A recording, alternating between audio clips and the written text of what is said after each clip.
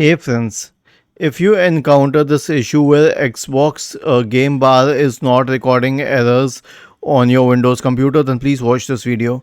So I'll give you a simple answer. It won't. There are many errors that it will not record. So, or there are many cases where it will stop recording. So we have two options. The first one is to use the sniping tool. You can open the sniping tool after searching for it in the Windows search bar, and you can use this to record videos. It has a video recording option. You have to press the Windows logo shift plus R, okay, like this.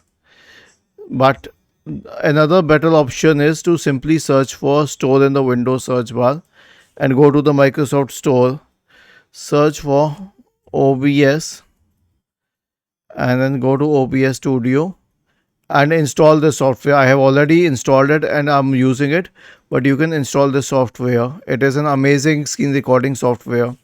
Was this helpful? If yes, then please subscribe to the channel. If not, then let us know in the comment section of the video on how we could help you further. Thank you for watching this video and have a nice day.